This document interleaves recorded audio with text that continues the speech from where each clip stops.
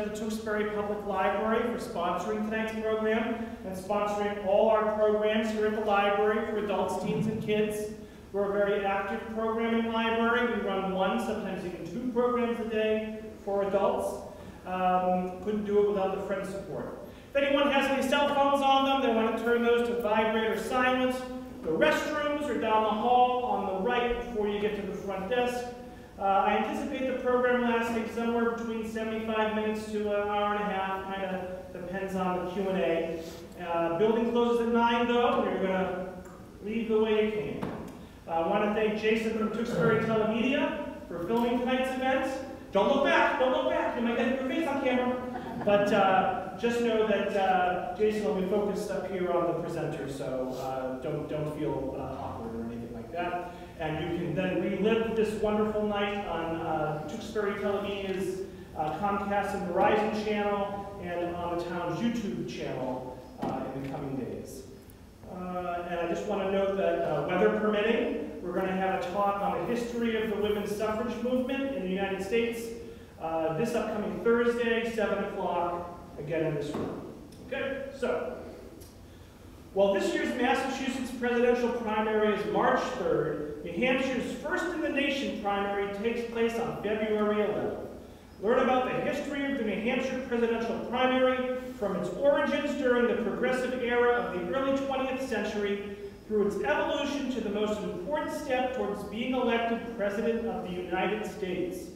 Based around segments from the documentary The Premier Primary, New Hampshire and Presidential Elections, this program focuses on several memorable moments, such as Senator Muskie crying in front of the Union leader office and who paid for Ronald Reagan's microphone.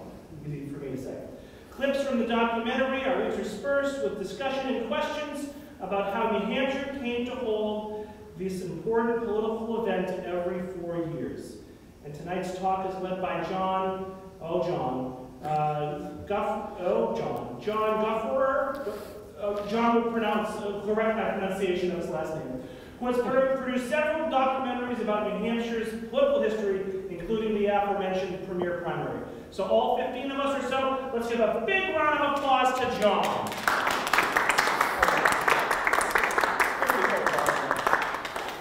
Maybe I'll let the last name just be a mystery. I'll just let it be. No, the last name is pronounced Graffair. G-R-A-F-A-I-R, not how it's spelled. All right. Thank you all for coming out. First talk about the primary down here in Massachusetts. I'm surprised. It's good, but I have to give you a heads up that I might give you some secrets about New Hampshire that you can't take out of this room, right? So, as Rob said, I got started in this because I produced a documentary history of the New Hampshire presidential primary back in 1986. Produced it with a friend of mine named Chuck Brereton, who was the foremost authority on the New Hampshire primary. At that point in time, Chuck had written a book, History of the Primary, that hadn't been published. And so he thought maybe if we got together, he would provide a good base for a documentary, and it might inspire him to finish his book, which it did in both capacities. We thought when we approached it, we didn't want to be talking to the candidates. It was not about talking to the candidates. It was talking to the people who ran the campaigns. We wanted to know what made it work in New Hampshire, and the people that would know that best are the people from New Hampshire. So having said that, let's talk about how this primary came to be. So primary elections were a way to take political decisions, specifically relating to people running for public office, out of back rooms and make it a little more democratic by having everybody be able to participate in it. And the way to do that is to have an election within each party, and that election decides who are going to be the candidates in that party. It grew out of the progressive movement, which many things did, and really one of the leaders nationally of the progressive movement was Robert La Follette, who was a senator from Wisconsin, and therefore Wisconsin was actually the first state to hold a presidential primary. By 1912, 12 states were holding primaries, including Massachusetts. So in effect, the Massachusetts presidential primary is older than the New Hampshire presidential primary. Take that, claim it. New Hampshire had two leaders in its progressive movement. One was a man named Robert P. Bass, who lived in Peterborough, New Hampshire, and the other was Winston Churchill. Now, you probably all wonder how Winston Churchill came to time up in New Hampshire when he was running things over in England. But in fact, Winston Churchill, I'm just going to turn that away. Winston Churchill was an American author, lived in Cornish, New Hampshire, married a woman from Massachusetts, if I remember correctly. He was one of the most well-known writers in America. And he was very active in the progressive movement, and particularly the progressive movement in New Hampshire. Now, in 1910, well, I should share a story about Winston Churchill. So, when Winston Churchill in England wrote his first book, Winston Churchill from New Hampshire's publisher came to him and said, "Hey, I got a great idea. Why don't you two guys, the two Winston Churchills, put you on a joint book tour? You can travel around the United States on a joint book tour." To which the New Hampshire Winston Churchill said, "I don't want to hang around with some loser from England," and basically dismissed the idea, and it never happened. Now, the sad part about that for me with Winston Churchill in Cornish was that he died in 1947. And that meant that he lived to see his fame in America eclipsed pretty dramatically by that other Winston Churchill who he dismissed years earlier. I was talking to a fellow the other day who used to live in Cornish, and he remembered seeing Winston Churchill. And he said that Winston Churchill used to walk around like this, and he had a clicker in the back of his hand, and he would walk around clicking. And finally, this fellow, Steve Taylor, who was just a kid at the time, worked up the courage to ask him what he was clicking, what was he counting. It wasn't steps. He said he was counting his thoughts. So think about that next time you hear a clicker, count your thoughts. At any rate, Robert Bass was elected governor of New Hampshire in 1910. And one of the things that he and this tried to do was to create a primary system for the state. And he was successful in creating a state primary for statewide offices like governor, congressman, senator wasn't in office at that time. But so a primary was established in New Hampshire for state offices, but he didn't have the votes in the legislature to create a presidential primary. In 1912, we had Theodore Roosevelt decided to run for office again, and he created the Bull Moose Party. And the Bull Moose Party really created a disruption in the Republican Party. It split the Republican Party votes in around the country and also in New Hampshire. And just as in the country, you know, Woodrow Wilson was elected president in 1912, a Democrat. In New Hampshire, we elected a Democratic governor and a Democratic state legislature, both in the House and the Senate. And when they came into session in 1913, one of the first things they did was to create a presidential primary for New Hampshire. And that primary was to be held on the third Tuesday in May. They figured that if we wait to the end, we can be the one that chooses. You know, there'll be maybe just 2 or 3 other candidates left, and we can choose. We'll be the kingmaker by making that final decision on who it's going to be. But something else took sway, and that was New Hampshire, maybe New England, let's call it New England frugality. And they realized if they had it on town meeting day instead of the third Tuesday in May, it would be one less election that they would have to pay for. And so in 1915, the New Hampshire legislature decided to change the date of the primary from May to town meeting day, which was the second Tuesday in March. So in 1916, New Hampshire had its first presidential primary. The very first, 1 week after Indiana had its primary, and the same day as Minnesota held its primary. But in the next 4 years, Indiana decided, we'll move our primary to May. And Minnesota decided to move to a caucus system. And so New Hampshire became the first presidential primary. It was as easy as that. It wasn't because we staked a claim and said, we're going to be first. It was because Indiana said, we don't want to do this anymore. We're going to move to May. So in 1920, the very first New Hampshire presidential primary, or I'm sorry, the second New Hampshire primary, but the very first, it was first. So this year, in fact, marks 100 years since we've been the first New Hampshire, or the first presidential primary. All right. there was a big, it was not the same. The election was how we know it. And for instance, here's a ballot from the 1920 New Hampshire primary. What's the first thing you notice about it? Think about it. Think about it. Winchester? Winchester, yeah. But what's different? Think about how we define states. Red states, blue states. The Republican ballot was blue, and the Democratic ballot was pink.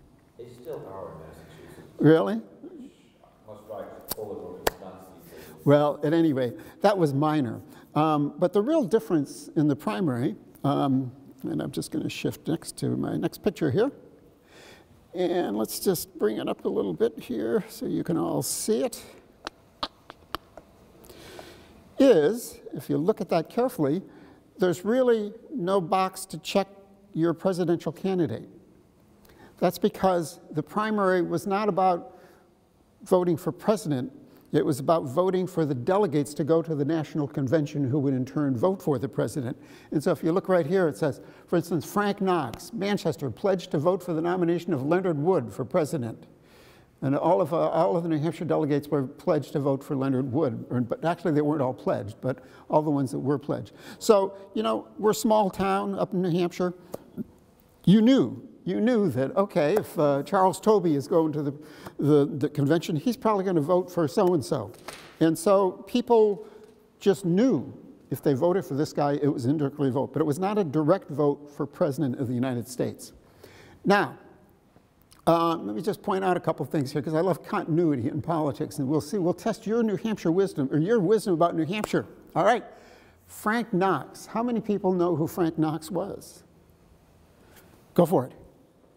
Is he the guy who's created that town, Knox, that votes first in New Hampshire? No. Somebody told me. No.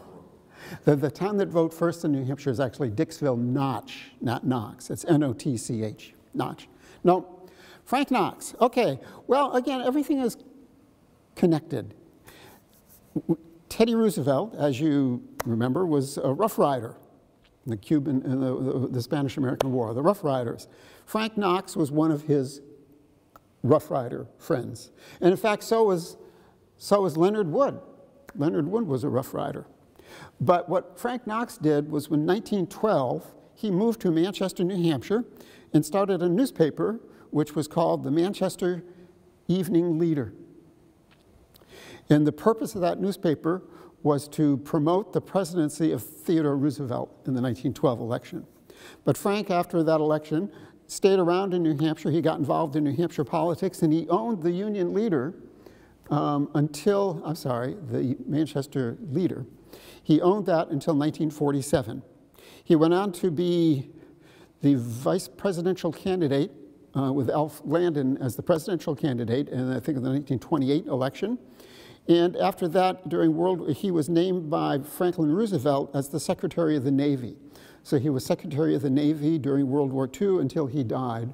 And, he died not in 1947, he died in 1943, but his wife still owned the paper for 3 more years. Anyway, John Winant. John Winant is second one down over here. Anybody know who John Winant was? So I'm giving you all these New Hampshire guys.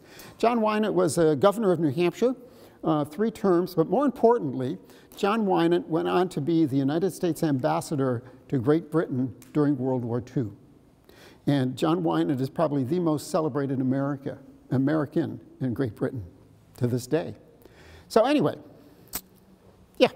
A couple things. So looking at the towns that they're from, I'm guessing that this was a statewide plate. It's not by congressional district. It's a statewide plate. And the other thing that just strikes me is that that year, this is 1920, right? Right. So Warren Harding was the nominee and ultimately president, and nobody is claiming to be working with this. Do you want to, you know what, I just got this today. I called up our state archives and asked if they could send me a copy of an older ballot. And I had to look up who the heck Leonard Wood was. I had never heard of him. And what Leonard Wood actually was, he was pushed by the people because Roosevelt had died. They went to Leonard Wood, who was actually second in command under Roosevelt during the Rough Rider years. And so there was a move to make him, and he actually almost got it, but what happened was that they went into 4 different ballots at the 1920 Republican Convention, and Warren G. Harding got it on the 4th ballot. Yeah. Good question, though. All right, so we've got this election that's meaningless in some ways, and in 1948, people in newspapers, specifically in New Hampshire, started saying, what the world is this thing is all about? Let's make it a little more serious. And so a move was made to change the structure of the primary. And that move was started and pioneered by a man named Richard Upton. And I'm not going to ask you if you know who Richard Upton is. I'm going to show you who Richard Upton is.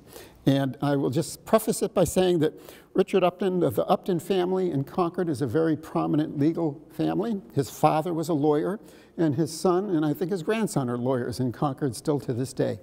Richard is no longer alive. But he was elected at a young age to the New Hampshire House of Representatives. It was kind of the thing that lawyers did back in those days. You know, you want to, before you become a lawyer, you got to do your good deed and do some service for the state. So he was elected to the state legislature and became Speaker of the New Hampshire House. So in the 1949 legislature, when I was elected Speaker, fortunately, I saw to it that a bill was introduced. I didn't, at that time, feel that the Speaker should introduce a bill under his own name. So I had a friend of mine, Reuben Moore of Bradford, sponsor the bills. He agreed with me about it. And I wrote the bills out on one weekend, some of it on the back of an envelope. Richard Upton's bill did essentially 2 things. First, it put the names of presidential candidates on the ballot in a preference poll or beauty contest. Secondly, it allowed for the inclusion of a candidate's name on the ballot by petition with 100 signatures, unless a candidate specifically asked not to be on the ballot. I guess the idea is to force the presidential candidates into the field, whether they want to or not.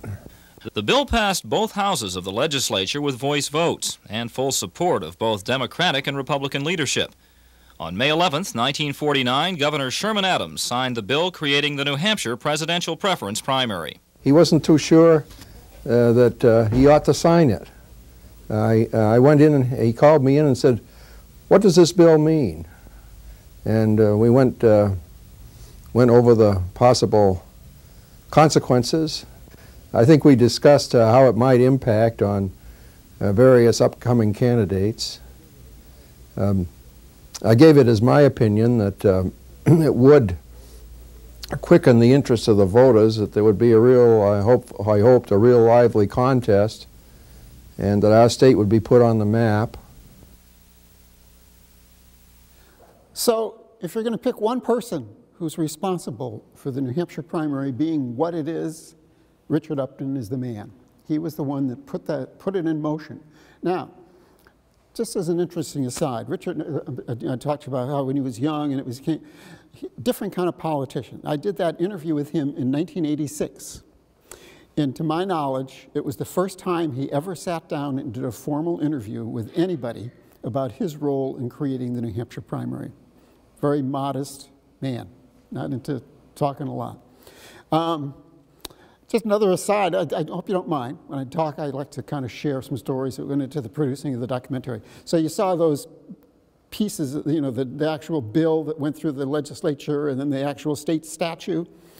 So when I did this, you know, digital technology wasn't part of the reality. So you needed your camera to go in there and do moves and so on. And I went to our state archives and they dug this stuff out for me and I said, could I borrow these? And they actually let me take them home for the weekend.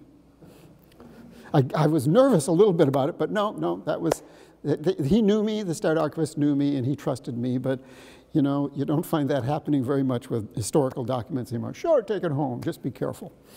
At any rate, so now it's in place for 1952, but let's be clear about one thing. It was a beauty contest. It was not an election. There was absolutely zero connection between how many delegates a candidate would get and how many votes they got in the primary. You still had all the names of the potential delegates on the ballot, and so you really had to vote twice. You had to vote for your beauty contest choice for president, and then you had to vote for your delegates. And you pretty much, again, knew if these delegates were supporting this candidate or that candidate or that candidate. No connection, though, between the two. So when they say beauty contest, it really was a beauty contest, and that's all. So on the Republican side, you had several candidates, but the primary candidate was Robert Taft, who was from Ohio, son of William Howard Taft, and known as Mr. Republican. But the candidate that people really wanted was a man named Dwight Eisenhower. And Dwight Eisenhower, as you know, was commander-in-chief of World War II, of Allied forces, and at that point in time, he was supreme commander of NATO and stationed in Europe. And politics was below him. He was not going to come and declare himself to run for president. He wasn't going to come to New Hampshire and campaign. That was what people of a lower class did. This guy was probably the most well-known hero in the world at that moment in time. But think about the structure of the primary. He didn't have to come to New Hampshire and put his name on the ballot. People in New Hampshire that wanted him to be president could do that for him. And the only decisive thing he needed to do would be take his name off the ballot, which, and again, would indicate his interest in politics, and that's below him. So it was perfectly set up to promote a candidacy for somebody like Dwight Eisenhower. Eisenhower never came to New Hampshire to campaign, never even admitted or referenced that there was a campaign going on. And what would happen is people would come around and they would have debates between Eisenhower and Taft. And there would be the representative for Taft, and there'd be the representative for Taft and Eisenhower, and then they would have a debate. And that was how the voters would decide who they would vote for based on these surrogates. And the leading surrogate in that mission for Eisenhower was a man named Sherman Adams. Do people here remember Sherman Adams? See a few nods. He was governor of New Hampshire at the time. But then, as the primary date got closer, Taft decided he would make a trip to New Hampshire and meet the voters. Now, Robert Taft was very distinguished. You know, he was one of the leaders of the United States Senate, and he wasn't somebody you could thrust a chicken into his arms and have him embrace it. You know, he was very stiff, and he made a trip all the way up to northern New Hampshire to Colebrook and down, and he lost more votes than he gained because he had absolutely zero personality and zero interest in meeting people or talking to them. There is a picture of him holding a chicken, literally, and he just has the most disgusted look on his face, like, what the crap is this all about? So how did he do Ohio? Well, it was a different type of thing in those days. Campaigning was very different back at that time. 1948. 52. We're talking 52 now. Yeah. I'm just saying you had to have some campaign skills. You did have to get out, but what you would do, and you'll hear Richard Upton say this in the next section, is that you would go to the party leaders and convince them, and once that was all you needed. You didn't go out and need to talk to the masses. You just went to the party leaders and convinced them, you know, the leaders in each little town, and then they would get out the vote for you. So it wasn't as one-on-one as it was. So that's the Republican side, and it was important to Republicans to win in 1952 because the previous 5 presidential elections had gone Democrat for the White House. 4 times for Franklin Roosevelt and once for Harry Truman. So it was really important for the Republicans to kind of get back in the White House. And I should also add that a year before, nobody even knew what party Dwight Eisenhower was a part of. And what finally happened was in 1951, Henry Cabot Lodge, who was the senator from Massachusetts at the time, went over to Europe and met with Eisenhower and got Eisenhower to say that if he was going to be if he was in a party, if he was going to be public about it, it would be the Republican Party. So Lodge came back to New York and actually held a press conference to say Dwight Eisenhower's a Republican. He's ours, Democrats, too bad. They didn't say it like that, but that's what he was thinking, I'm sure. At any rate, but we're not going to talk about the Republican primary any more than that. We're going to talk about the Democratic primary. Now, I know that you guys are a Democratic state down here. And New Hampshire, for many, many years, was a very staunch Republican state, as you may know. And this was particularly true and probably at its peak in 1952. We had a United States Senator named Stiles Bridges who was elected to the Senate in 1934 and served until his death in 1961.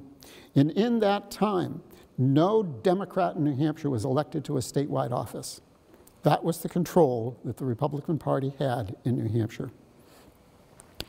Now, on the national level, we had Harry Truman was president, but nobody really knew if Harry Truman was going to run for another term. Some people thought he might, some people thought he wouldn't, and one of the people that thought he wouldn't was a man named Estes Kefauver. Anybody know that name, Estes Kefauver? All right, other than Richard Upton, Estes Kefauver is the most important person in the history of the primary, in my opinion. Estes Kefauver was a senator from Tennessee. And he was chairman of the Senate Select Committee investigating interstate crime, basically the mafia. And if you know the movie The Godfather, in The Godfather 2, there's that scene in the Senate.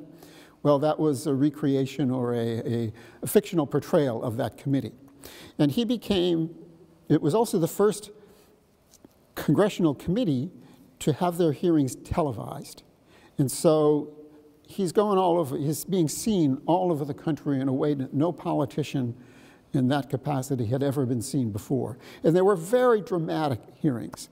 I remember as I was going through archival footage of the hearings, I came across a clip where Charles Tobey, who was actually at that time a senator from New Hampshire, and he was the ranking Republican on that committee, was questioning Paul O'Dwyer, who was the mayor of New York.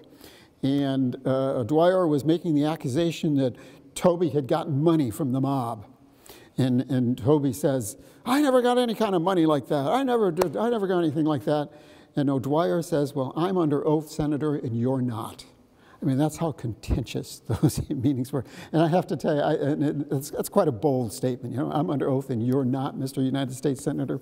At any rate, so this is the story of the Democratic side and Estes Kefauver. So Estes wanted to basically, he wasn't sure if Truman was going to run, but he kind of had an inkling that Truman wasn't going to run. And so he wanted to put himself in a good position so that when Truman said, I'm not going to run, they might look to Estes to be the candidate. And so he thought if he came up here and got involved and ran in the New Hampshire and got a few votes in the New Hampshire primary, it would demonstrate his electability on a scale outside of Tennessee. And so that was his mission. So here's the story of the New Hampshire 1952 Democratic primary. I couldn't find any Democrats. And there was a little general store there, and the man kicked me out of the store when he heard that I was a Democrat. He said, we don't have any Democrats, and we don't allow them to stay here very long. Get.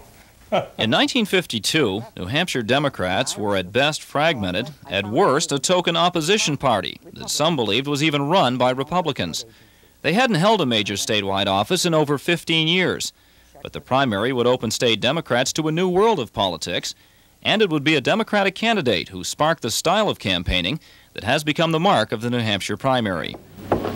What did the mayor say? He thanked me, that was about all. How long were you there? Not more than 10 minutes. As chairman of the Senate Special Committee to investigate interstate crime, Tennessee Senator Estes Kefauver became the nation's first political television star. The investigation marked the first live national television coverage of a congressional hearing, and Americans from California to New Hampshire were tuning in.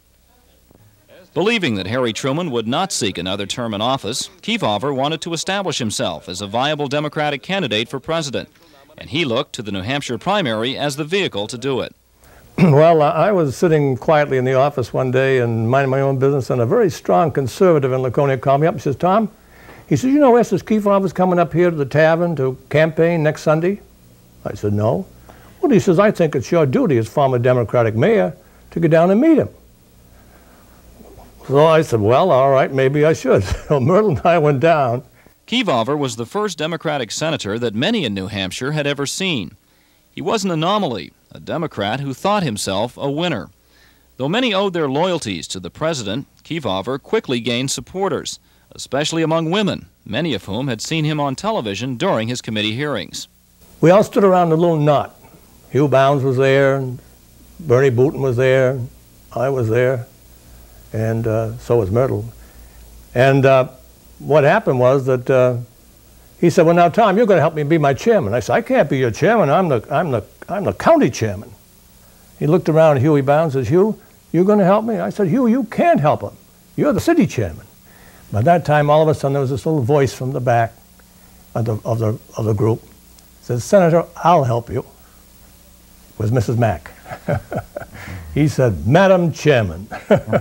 He got this little boy hurt look on his face. Everybody was turning him down.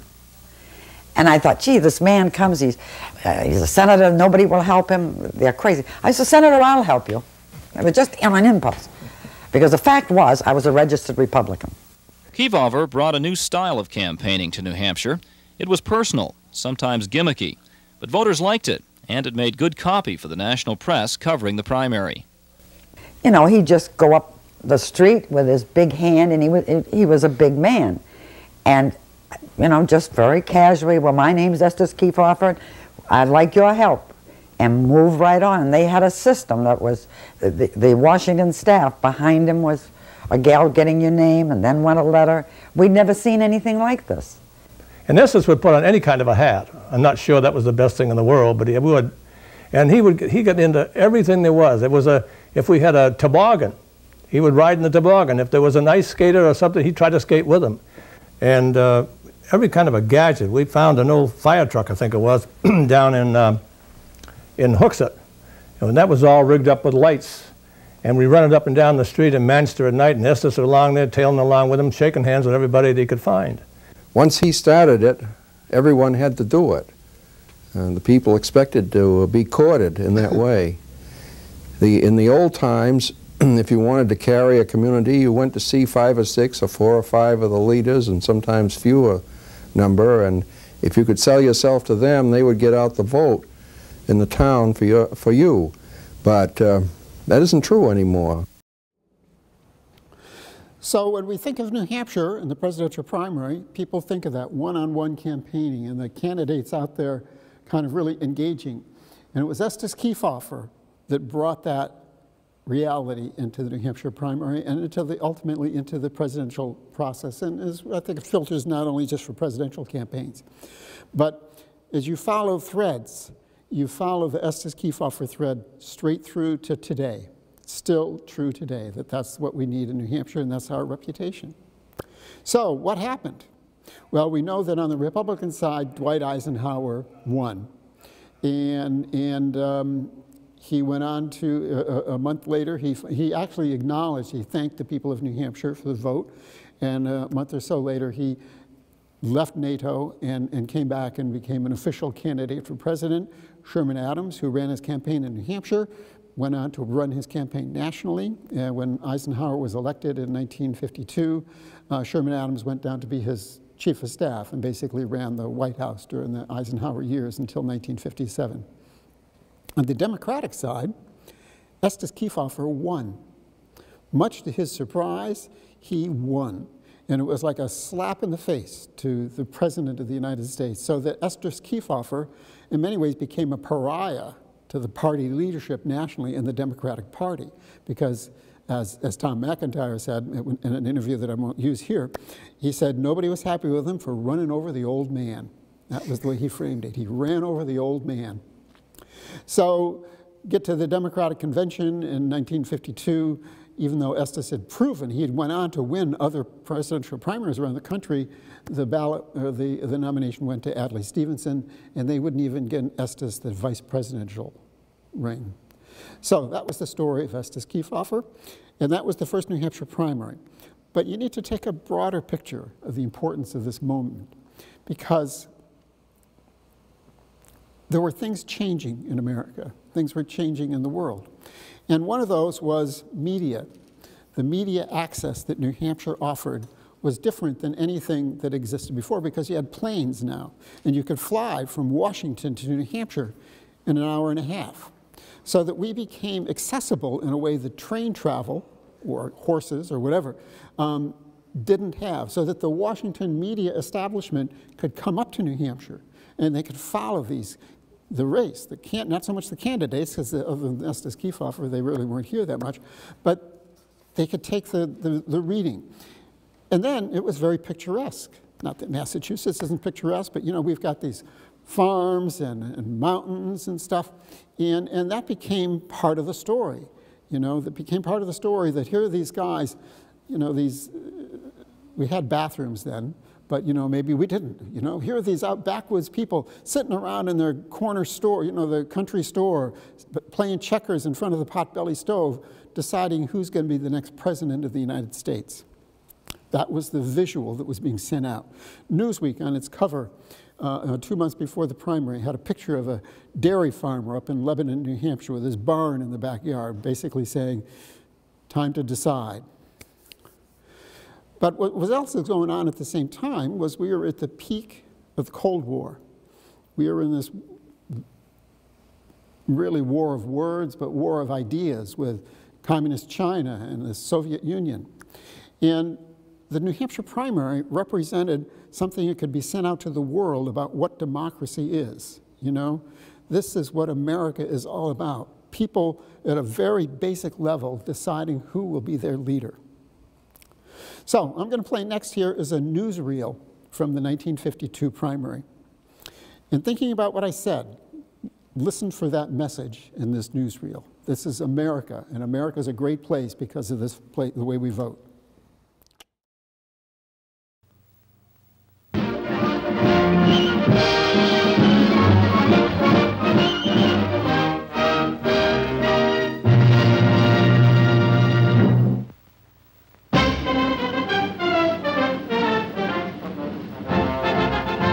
The primary elections in New Hampshire for delegates to the Democratic and Republican national conventions find candidates and campaign managers pulling no punches. Everyone is in there pitching in an endeavor to gauge the mood of the American people. This is the first real popularity test for the favorites, and Senator Robert A. Taft comes to New Hampshire to make his bid.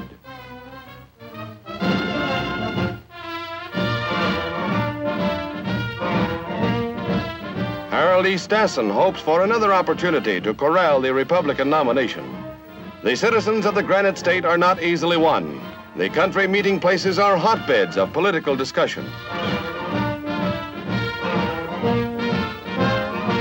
In village, town, and city, voters brave bitter snow and sleet to cast their votes.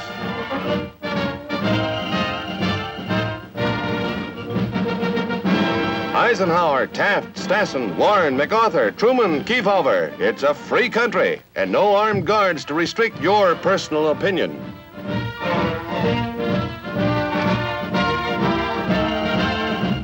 It was the nation's first presidential primary and a record one. And when the ballots were totted up, it was a clean sweep for General Eisenhower on the Republican side and for Senator Estes Kefauver heading the Democratic slate.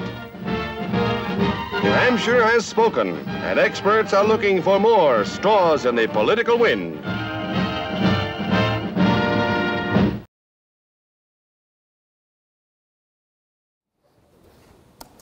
So I have a connection to that newsreel. That last scene is at my church in Hopkinton, New Hampshire.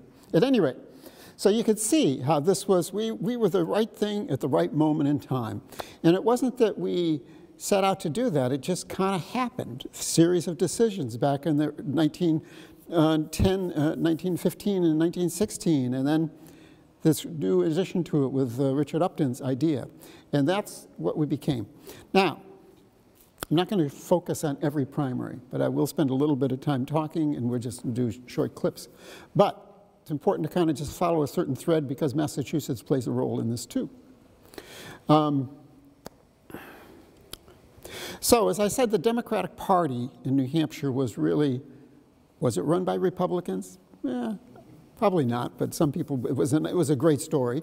But nevertheless, it was a very weak Democratic Party. And when Estes Kefauver came into the state, he inspired people, Democrats, in a way that they hadn't really expected. Tom McIntyre, who went on to be United States Senator in 1954, ran for Congress. And in 1952, he went to the Democratic Convention as a delegate for Estes, and he was drawn in. And so Estes kind of gave this weak little party some inspiration that, yeah, maybe if you work, maybe you can make a change.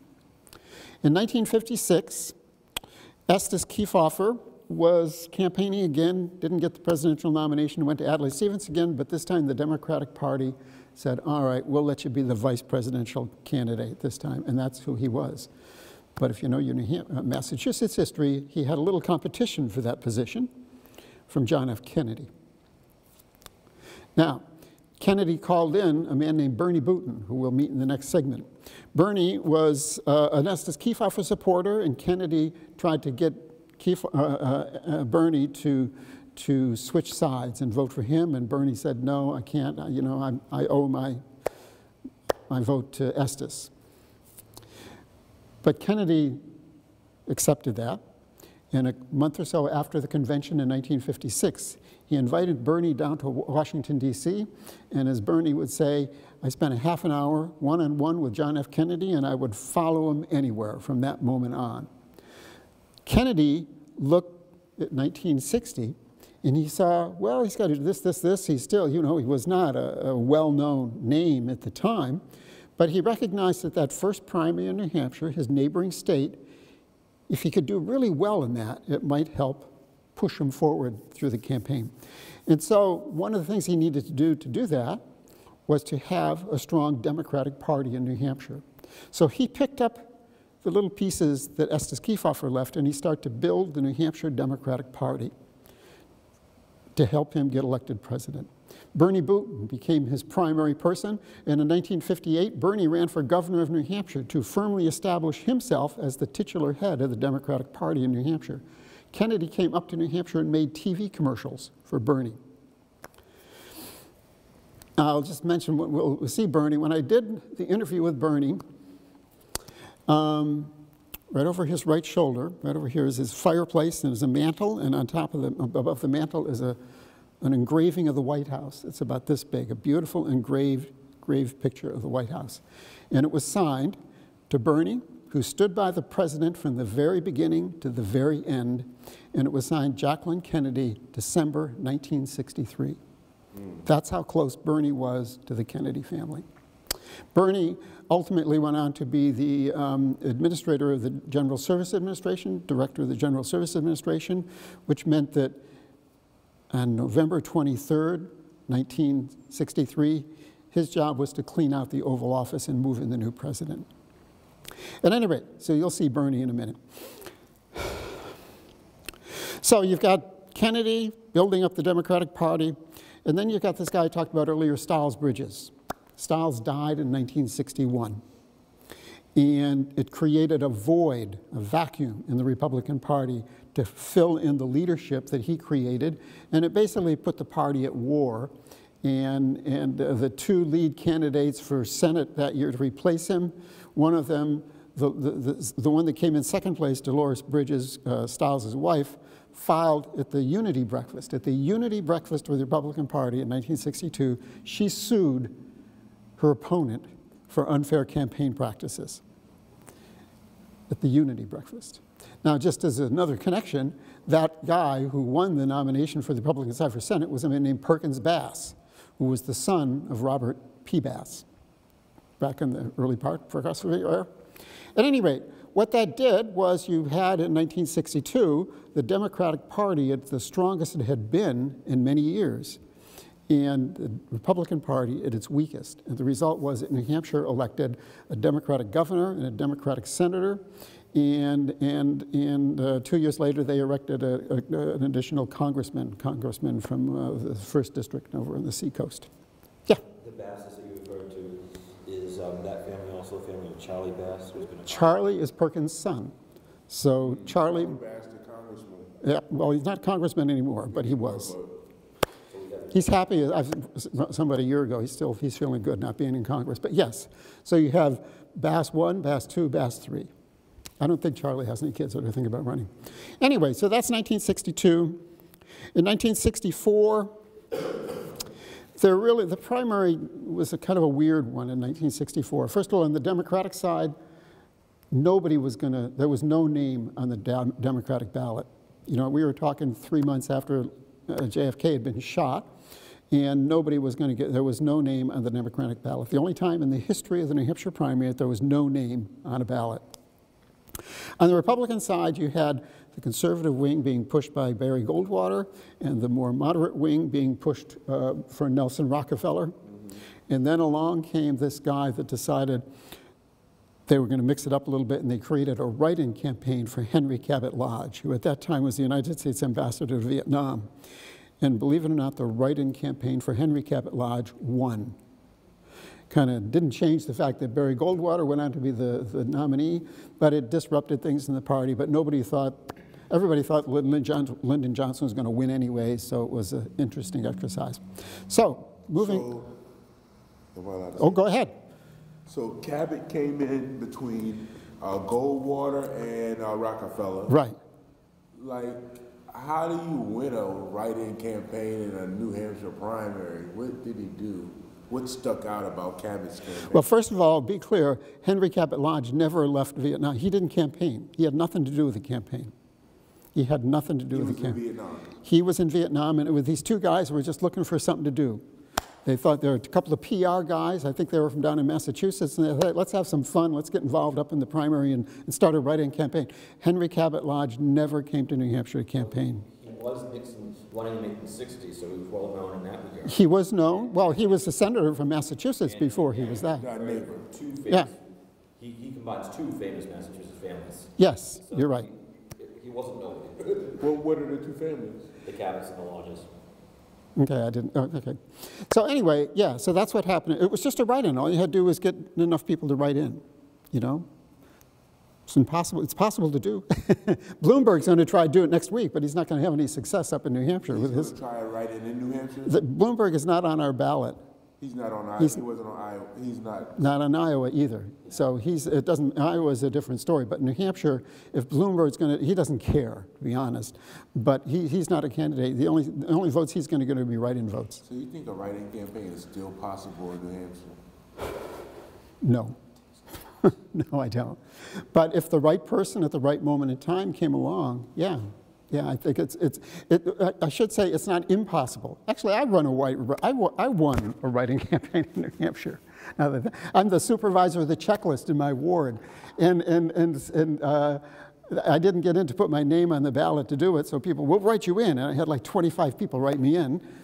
I didn't have any competition. I only needed 2 people to write me in, but anyway, so yeah, so you can still win an election by write-in ballots.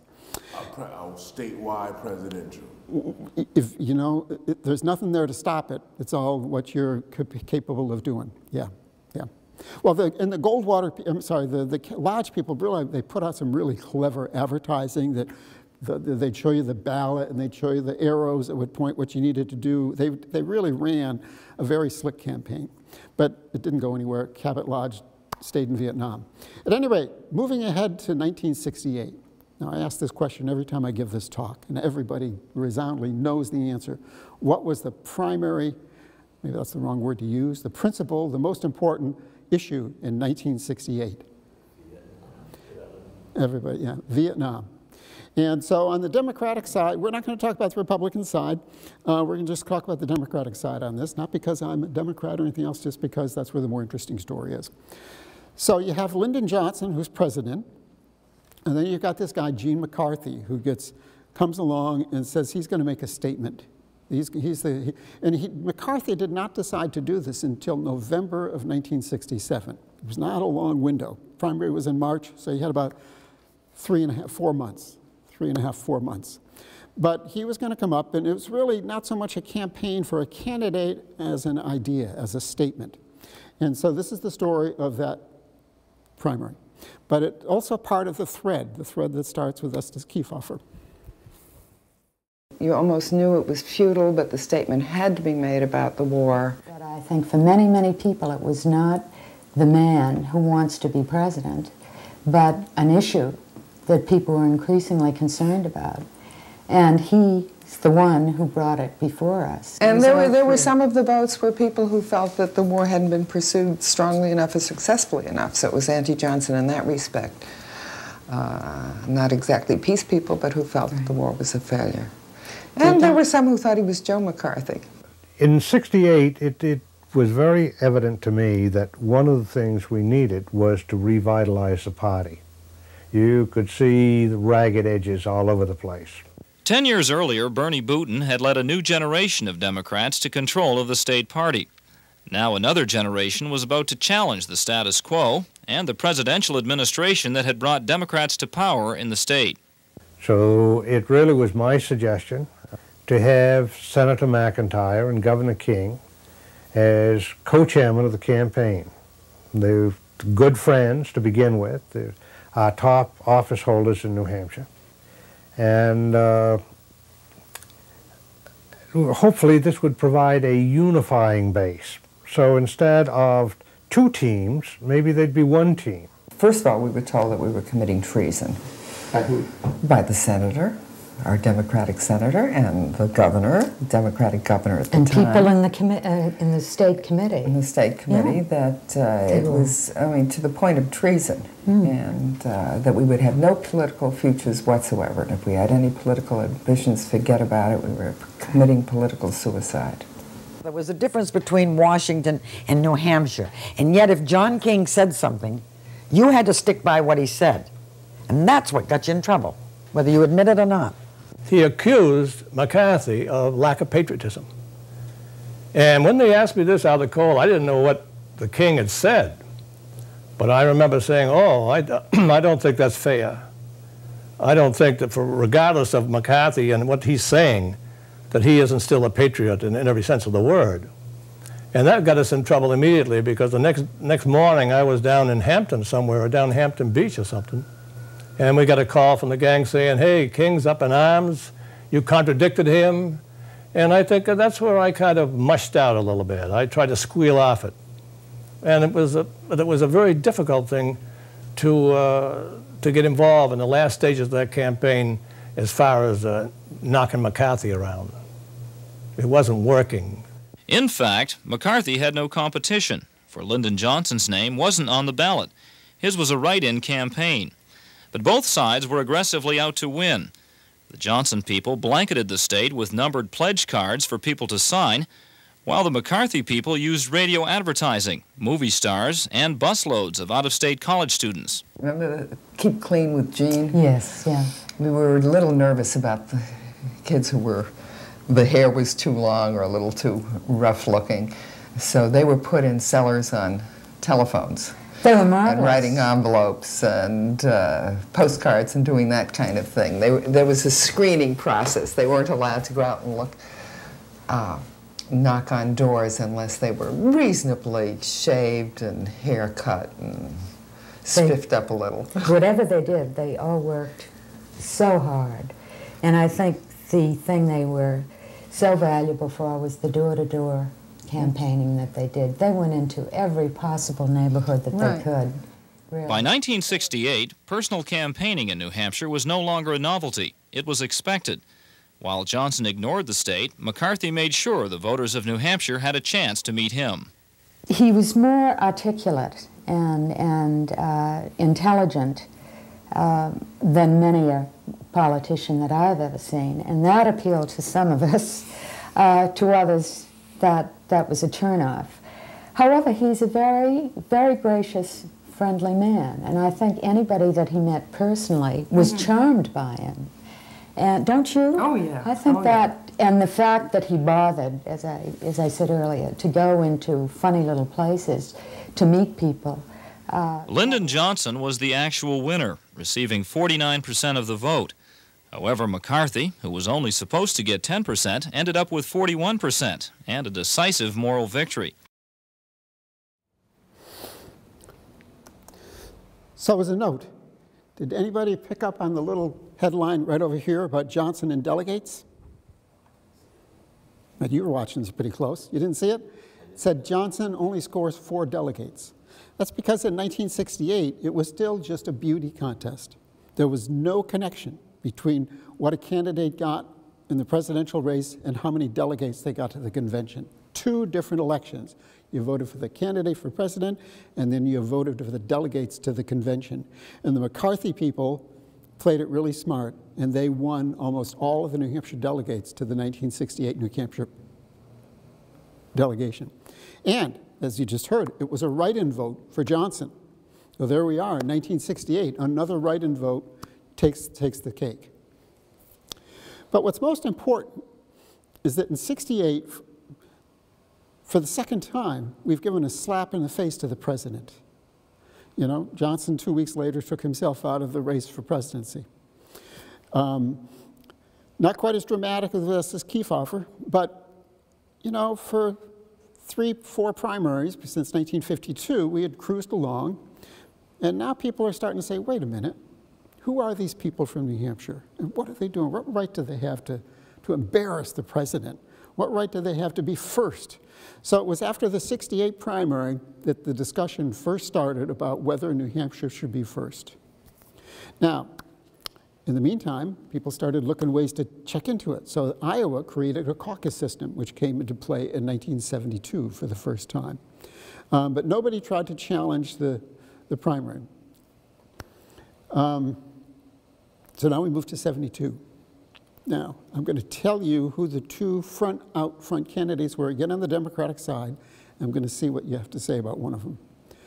Muskie and George McGovern. Ed Muskie and George McGovern. So what was, in terms of defining moments in that election, or in that primary, what was the defining moment? You're all going to know it as soon as I say it. Muskie appearing to cry. Remember that? Did Muskie cry? Muskie cry in front of the Union Leader office up in Manchester. You got it. You must have been, you're from New Hampshire? You just drift down here once? I'm just kidding. I'm just kidding. All right. So, and then the second question I'll ask is, who won the 1972 New Hampshire primary? George McGovern or Ed Muskie? Muskie. One Muskie. Anybody else want to jump on the Muskie wagon? That's counterintuitive, so it's probably where it's going. I don't know for sure. All right. We'll let it be. You're going to have to watch the piece. Now, in this section about the '72 primary, which I feel is one of the most important sections in this talk, because it separates out perception and reality. It's going to tell about the Muskie crying, how that came to be, and that in many ways was sent out a perception for people. But what really happens, and it transitions, what really happens is how a campaign needs to be run, and you'll see how that happens.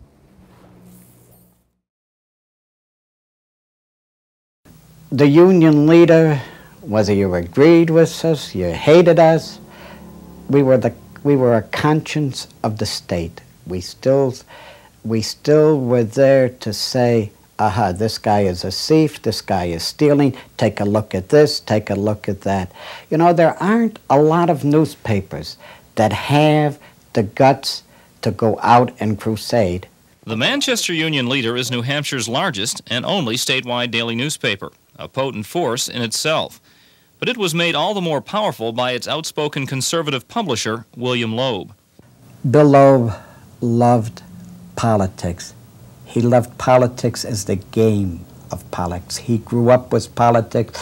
He loved the give and take. He loved the power of politics. They provided a lot of the anti-Muskie ammunition, no question about it, no question about it. They just hammered at it every day, every day. Politically, we're at the other end of the spectrum. Yeah, because we were out of what was the liberal mainstream. But that didn't mean that we were bad, didn't mean that we were evil, it didn't mean that we did one thing different than any other newspaper, any television channel. We were just looking at it from a different side of the spectrum. We were looking at it from the right, everyone else was looking at it from the left. In those days it was very bad to be a hippie. And they would go and photograph hippies in front of the Muskie campaign. You know, well, I don't know whether it was put up or not. You know, you don't know. But they really did everything they could. I never wrote a word that wasn't true. I never misquoted anyone. Loeb doesn't like Muskie, and Loeb has been told that Muskie has a short fuse. And Loeb is going to see if he can light this fuse. Anti-Muskie editorials in the Union Leader were routine, but in February 1972, the Union Leader printed a letter suggesting that Muskie had used the term Canuck to refer to people of French-Canadian heritage. In Loeb's defense, Loeb ran every letter he got, unless it was clearly libelous. And Loeb got a lot of political letters on any subject. And I think part of Loeb's mindset was, wow, this is great. This is great stuff to get Muskie with. When issues approached, we rode up San Juan Hill. We didn't just sit around and do nothing about it. And one of his favorite comments would always be, we can be anything, but I'll be damned if we're going to be dull. The letter was followed the next day by an editorial page reprint of an article from Newsweek magazine in which Muskie's wife Jane revealed a more laid-back personality. Ed Muskie's fuse had been lit. On a snowy Saturday morning, 10 days before the primary, he held a rally in front of the Union Leader office. By attacking me, by attacking my wife, he has proved himself to be a gutless coward. I think he lost it. I don't know whether he actually cried, but he obviously got overcome with emotion. Now, why didn't he go to Newsweek in New York and pull his flatbed truck up and have Osborne Elliott come down? You gutless coward, stop picking on my wife. That wasn't going to get him any votes in New Hampshire. He thought he was going to do something to spark his campaign. Instead, it blew up in his face. I called William Loeb. I said, what do you think of this guy? He says, geez, a guy like that gets emotional over a little old newspaper publisher? I don't want a guy like that with his finger on a nuclear button. Oh yeah, every time it comes up to this day, when people hear that I worked on the Muskie campaign, the first thing they say is, oh, too bad he cried. He was a good man, too bad he cried. I've had that, I mean, you know, I had that just the other day, somebody said that. People still say that. But it really wasn't why he lost. Your campaign, from an organizer's point of view, can be perfection, but it doesn't move unless the candidate transmits a jolt of electricity to it. Because then people would come during the campaign, I can't tell you how many times, oh, he's not like he was on the TV. And they were comparing the thrill they got, you know, from seeing him on the tube cutting Nixon down to size and remembering how excited and thrilled they were. And it didn't measure up. You know, they were disappointed. He went shake hands at the polls. And he went up to this one young woman standing, I think it was Ward 6 in Manchester, as I remember. And he said, my name is George McGovern. And she said, this is the 6th time I've met you. His wife wouldn't let us schedule him as much as we wanted to. Jane Muskie took care of him. She took care of that man. He had to have a nap, you know, in the middle of the afternoon, and you know, the other candidates were going 24 hours a day, but Ed was having his rest. The New Hampshire primary demonstrated a new phenomenon in 1968. By being an election, a candidate could win by perception rather than actual votes. Perception would also play a role in 1972. Simply receiving the most votes would not be enough for Ed Muskie to be declared the winner. What Muskie was running against was not an arbitrary percentage, but an expectation that as the front runner from a neighboring state, he would do very well here. And if Muskie had run a good campaign here and had fallen a few percentage points short of 50%, I don't think anything much would have been made of it. Ed Muskie won New Hampshire. The fact that he got less than 50%, that perception, they should have never allowed the perception to go out across the country that he had lost. When Muskie got up to speak that evening, he did not accept the mantle of victory the way he should have, because they had preconditioned themselves along the lines that they were going to get this unusually high percentage of the vote. And because he got, what did he wind up with, 49.6 or something like that? You know, he won. So much of it is the perception of. In the final count, George McGovern received 35% of the vote to Ed Muskie's 45%. McGovern, who had built his campaign on doing well in New Hampshire, never lost the momentum and went on to be the Democratic nominee in 1972. So you could say, as we heard last night, it's all in the victory speech. Claim it. Always claim it. Now, let's talk about a couple things at two different levels. First of all, that evolution of the primary.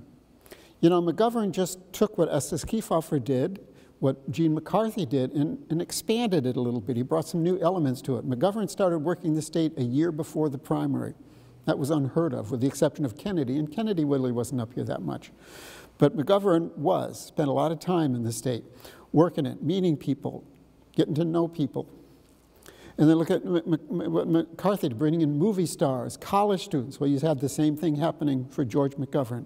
So it just kept building how to run these campaigns. What is New Hampshire like? What works in New Hampshire?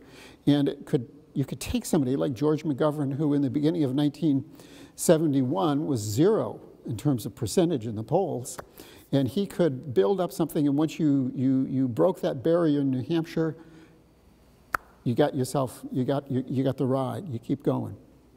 Now, on the other side of the equation is, what about other people outside of the state?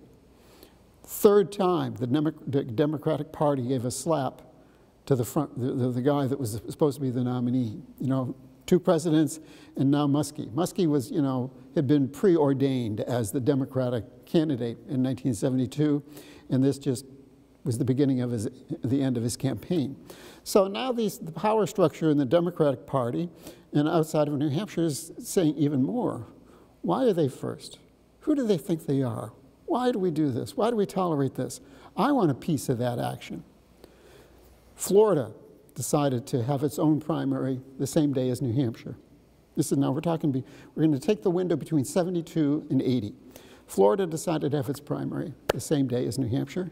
New Hampshire moved its day to the primary, moved town meeting day a week ahead. So suddenly we were ahead of. Next one, Massachusetts. Started talking about in other states, let's have a New England primary. We'll do it in New England. We'll all be a part of this thing. All come to New England. We'll all be part of it. Well, the New Hampshire legislature passed a law. New Hampshire will have its primary election 1 week earlier than any other state in New England. Florida came back and tried it again. New Hampshire had amended the law. I shouldn't say they passed, they amended the law.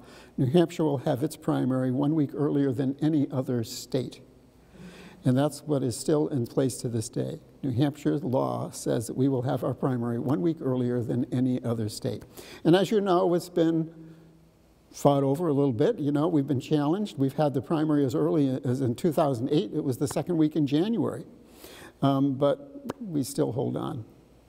I'm not here to defend it. I'm just saying that's the reality. And the reality is that it wasn't something we set out to do. It just happened, and we moved along with it. Anyway, moving along, 1980. Now, 1980, you have some new dynamics. You have this Iowa caucus thing, which is now in its 3rd time around. And the Iowa caucus happened 6 weeks before the New Hampshire primary, in 72, 76, and in 1980. And in the Republican side, you had quite a string of candidates. You had George Bush, you had Ronald Reagan, you had Bob Dole, you had Howard Baker, and Phil Crane, John Anderson. But what happened was in Iowa, George Bush won the Iowa caucuses. Now the Reagan people have 6 weeks to figure out how to turn that around. They had a pretty good campaign structure on the ground in New Hampshire, but they just needed to they couldn't afford to lose the New Hampshire primary. So there's a very famous incident in the 1980 New Hampshire primary. It's as iconic as Muskie crying. Anybody remember what it was? The microphone. I paid for this microphone. So this is the story of how Ronald Reagan came to pay for the microphone. Now, I will point out, just before we start, that in the characters here, we have a character from the Bush campaign, Judd Gregg, who at this time when I interviewed him was a congressman, Jerry Carmen, who was running the Reagan campaign, and then John Breen, who was the editor of the Nashua Telegraph. As you watch the three of them talk, just think about who is the one that really seems to be in control. Who really knows what's going on?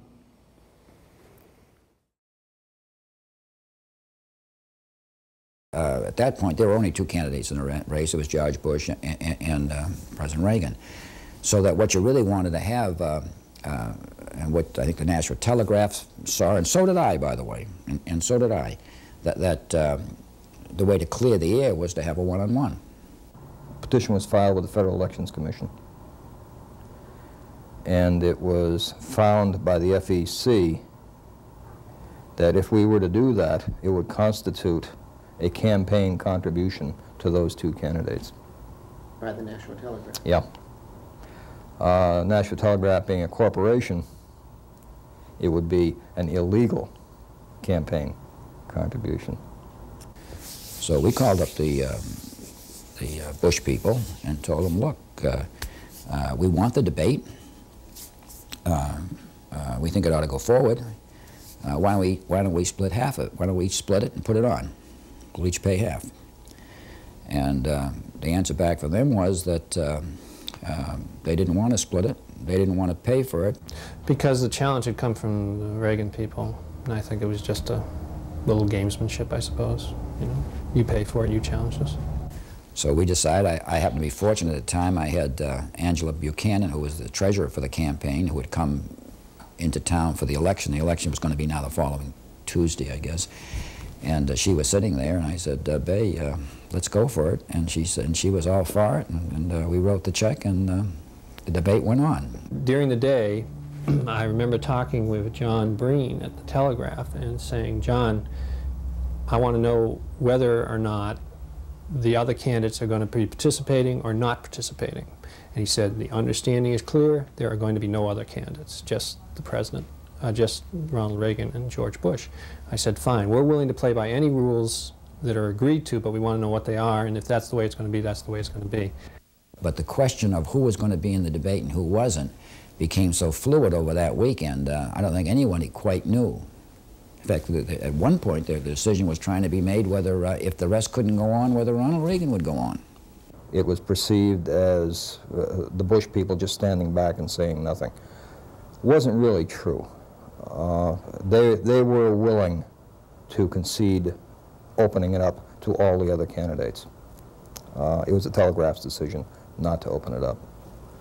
In the middle of discussions, while we're still trying to negotiate to get everybody on the stadium on the stage, and we're still trying to negotiate to open it up to all the candidates. But George Bush marches up in through the door and up to the stage and sits there alone. That's my memory, and then there's sort of a pause, and people are wondering, I think, and no one quite knows what's going to happen next. Is Ronald Reagan going to go up on that stage or not? Are the other candidates going to go up on that stage or not? To have all 7 of them there at once was, I think, not coincidence. When did you know or finally accept the fact that all 7 were going to come out on stage? When they walked past me onto the stage. The first I knew that they were going to be on the stage was when I saw them coming out on the stage. Someone did ask me if chairs were going to be provided, and I said no. President Reagan wanted to make an opening statement. The statement was not provided for in the format. To make an announcement myself. Would the sound man please turn Mr. Reagan's mic off for a minute? Is this on? Mr. Green, would you turn that microphone off? You asked for me if you would... I am paying for this microphone, Mr. Green.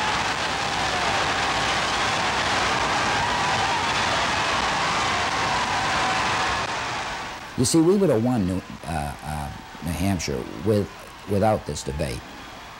And we would have won it, I think, by a decent margin, but not a big margin, so that George Bush would have still done very well in New Hampshire. The national debate was really national in its impact, more than even New Hampshire. It took that Reagan victory in New Hampshire and just gave it tremendous national impact. That's the significance of the debate, much more so than its impact on New Hampshire. It just demolished the Bush campaign. So I can't help but think that Jerry Carmen really was playing all the strings. You know, he told me that the Reagan campaign actually had gone out and bought a whole nother setup for the debate. They had tables, chairs, microphones, everything they needed, so that if the Telegraph didn't want to let the other candidates on and the Reagan people wanted to let the other candidates on, they had everything in the room to just take it over and do it without the Telegraph. Why did the Telegraph agree to that? That seems odd that you'd say, yeah, we'll do a debate that you have all Yeah. Well, you have to understand that the Telegraph was also a Bush supporter. The Telegraph was editorially in support with George Bush. And, you know, the Gregg family is very popular in the Nashua area. Senator Gregg. Senator Gregg, his father, and Judd himself. So that there was that kind of a connection happening there, too. So that there were, you know, how far can you push it to find out what the real deal was? I don't know. But my sense is always watching this and thinking about it and looking at this a dozen times in the last 2 weeks, Jerry Carmen just was playing everything. And you know, the Reagan people put out the word to the other candidates that weekend, come on down, we're going to get you on stage. Come on down, be there, we might get you up on stage. And in the end, they were all just props, just props. And you could see Bush sitting there really just not knowing what to do. I mean, that was the thing, is that Ronald Reagan, I mean, what does it mean? I paid for this microphone. It's kind of, you know, doesn't mean anything. I paid for this microphone. But yet it's demonstrated a certain take control. It was Ronald Reagan who they were worried about because he was so old. Was he too old to be president? It demonstrated that he had this ability to assert it and take control. And George Bush at the same time looked like this meek little guy that didn't know what was going on. So again, it balances into that word perception. Yeah. So Ronald Reagan didn't come to New Hampshire in '76? Oh, no, he came to '76. He did. He campaigned in '76 as well. Yeah. But this was 1980. Yep, Reagan lost the primary in '76 to Ford. Exactly. Exactly. A little aside. There is a movie called State of the Union. Stars Spencer Tracy and Katharine Hepburn. And it's the story, has anybody seen it? You might want to go out and watch it now. It's a great story. It's kind of a fun story. It's a story about this guy, Spencer Tracy, who wants to run for president. And he's a good guy. Morally, he's a good guy. He's got good principles and instincts, and he has a good reputation. But as he campaigns more and gets closer to really jumping in full step to this campaign, he realizes that these advisors and these political bosses that have been advising him are maybe steering him away from his fundamental values. And so he starts to become conflicted.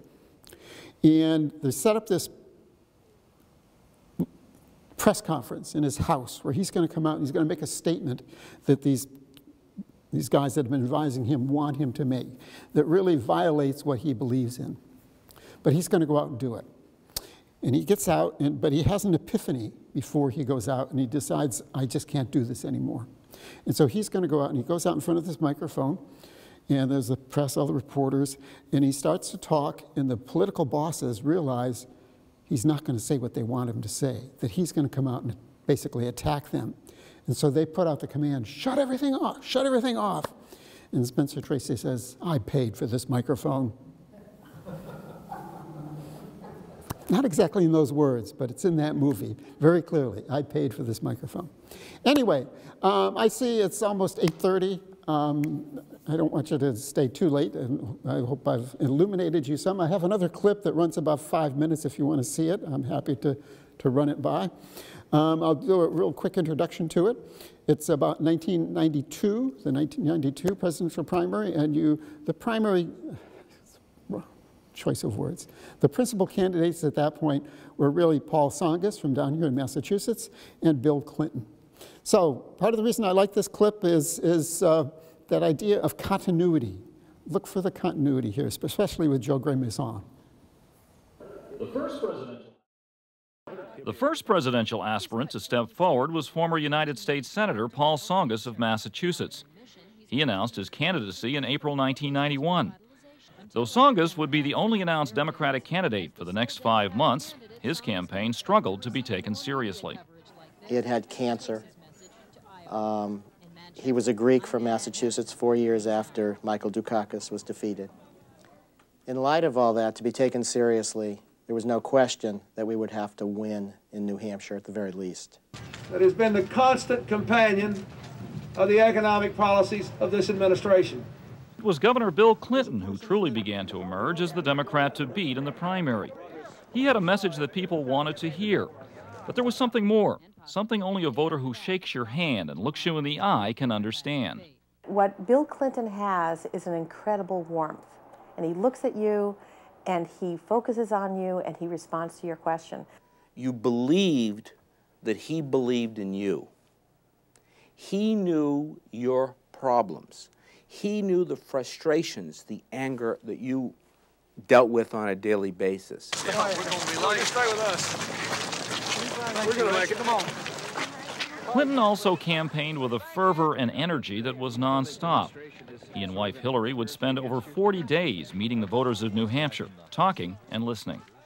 Brown, Kerry, all of them are out the side door into their cars, gone. Governor Clinton gets down from the head table and wanders around that room in the Bedford Village Inn until he has talked to every single person that's still there. But remember, I was talking to a man I had loved for 12 years. On January 23rd, a former Arkansas state employee accused Bill Clinton of having an affair with her several years earlier. In 1988, a similar charge had taken Gary Hart out of the race. But this was a different year and a different candidate. She changed her story that she told the person who offered the money it wasn't true. The person who offered the money said, who cares whether it's true? All you have to do is say it, and he'll be subject to just what you see here today.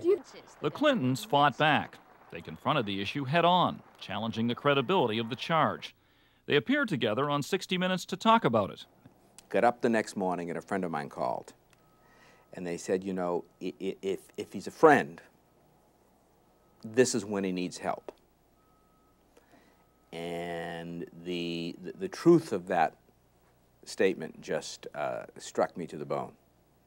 Call a guy at the ROTC department at the university, and he'll tell you that I was a troubled young man, probably from his point of view, who opposed the Vietnam War, but I did not do anything wrong. Just when the campaign was getting back on track, Clinton found himself again on the defensive. This time it was a letter he had written during the Vietnam War. Clinton's numbers began to fall. What we want to know is, as the president, how are you going to handle this problem? How are you going to handle this problem? With just 10 days to go before the primary, New Hampshire voters were growing weary of news coverage not focused on issues. While the Tsongas campaign continued to gain strength and positive attention, Bill Clinton watched his lead disappear. But rather than give up, Clinton looked to his New Hampshire supporters for advice. And he had a meeting in a small room at the headquarters with just us. And he said, this isn't going well. He said, we're not doing well. You people know this state much better than I do. What do you think I should do? And I asked him, I said, do you believe that notwithstanding everything that's come out, that you should be the President of the United States? And he paused. He said, I do. I said, then that's the message. Don't let all this other gibberish come into it. I just wanted to do as much person-to-person campaigning as I can. While the Clinton campaign got itself back on track and shifted into high gear, the Tsongas campaign was forced to shift down. The candidate contracted a case of conjunctivitis. And the last thing he needed to do was to look very unhealthy. With conjunctivitis, you do. And he was basically off the campaign trail for most of the day, each of those last days of the New Hampshire primary. At the few campaign stops Tsongas did make, he wore glasses to hide the redness of his eyes. Meanwhile, Bill Clinton was doing everything he could to revive his campaign, still looking for votes late into the night on the eve of the primary. Hillary was exhausted. She turned to John Broderick and said, I'm exhausted, I'm going to bed. Do something with him. He wouldn't stop. I mean, late at night, he went to a bowling alley and was campaigning and stopping at another Dunkin' Donut, and he was just relentless. On election night, the networks began their coverage of the primary at 9 p.m. The Clinton campaign knew Paul Tsongas was going to win the most votes, but still up for grabs was who would be the story of the night. You have to go on at 5 past the hour while they're still introducing and take the lead of the night. And the way you do that is declare victory. He said, what do you mean? You get up at 5 past 8 or 9, you introduce Clinton before this mob scene of supporters, and he comes out and says, he won, which leaves your opposition the option of claiming defeat. I mean, there's, let them play off of what you've already said. While the evening is young, and we don't know yet what the final tally will be, I think we know enough to say with some certainty that New Hampshire tonight has made Bill Clinton the comeback kid. It was Paul Tsongas who won the primary with an 8-point margin over Bill Clinton. But Clinton would be the one who gave the best victory speech. He would use his New Hampshire momentum to go on and win the Democratic nomination for president. So again, you see the continuity. You see the continuity of the Joe Grandmaison giving the same advice to Bill Clinton that he gave to George McGovern 20 years earlier. You see that importance of personal campaigning and working hard and the energy. You just the videographers in these for the Clinton people just really captured it really well. Clinton being out there, tireless, going at it, going at it. Person to person. Person to person, absolutely. And those are the marks of what make the New Hampshire presidential primary the presidential primary. Now, with that, I will draw myself to a close. I wanted to say one more thing about the '92 campaign is that Clinton, in spite of the fact that he won, he became president, but he also changed the reality about the New Hampshire primary. You know what it was? Bill Clinton was the first person since 1952 to become president without first winning the New Hampshire primary. Everyone from 52 to 1992 won in New Hampshire first. Now, and then that maintained until the year 2016, when our current president won the primary and went on to win the election. But anyway, so we were the perfect bellwether state for a long time. I'm sorry? 2008? 2016. 2008, it was, Barack Obama and Hillary Clinton, and Hillary Clinton won the 2008 primary. With the crowd. Yeah. And then in 2016, it was Bernie Sanders beat Clinton. And the president. Yeah, yeah. Yes? So just to point out, 1992 on the Republican side also continued the tradition of slapping the income around a little bit, because Pat Buchanan made a strong showing. He did. He did. He did. And that was even more true in 2000, when George Bush got his tail beat by John McCain. Yeah. So I would just say, in wrapping up, you know, why is New Hampshire the first? But it wasn't, I think that I hope I laid out and it's clear, it wasn't anything that was, I like to say that it wasn't that we climbed a mountain and put a stake in and said, this is ours. It was like this mountain grew under us and we just rose up with it. And it was never a moment that New Hampshire tried to take it from somebody else, or all we've done is defend it and tried to keep it that way. And you can make arguments about why it should or shouldn't. You know, are we representative of the state? On the other hand, we're a small state, so you can go in and go. And you know, how many of you have gone up to New Hampshire for a political event in the primary?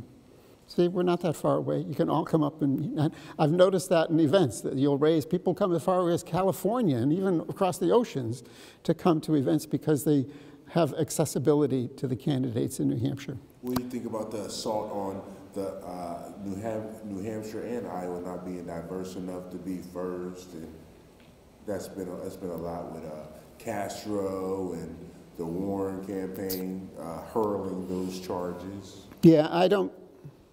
You know, I don't have an answer to say, well, yes, we are not diverse, but we're also not, I think that we're thoughtful, and I think that in spite of that lack of diversity, I think there is a sensitivity that people don't see it in that respect. I think in the broader sense, I think people gave just as much respect to Cory Booker as to Mayor Pete, as to Amy Klobuchar or Elizabeth Warren. I think that none of them were seen in the eyes of people that I've been with up in New Hampshire. None of them have been seen as, oh, you're gay, or you're a woman, or you're black.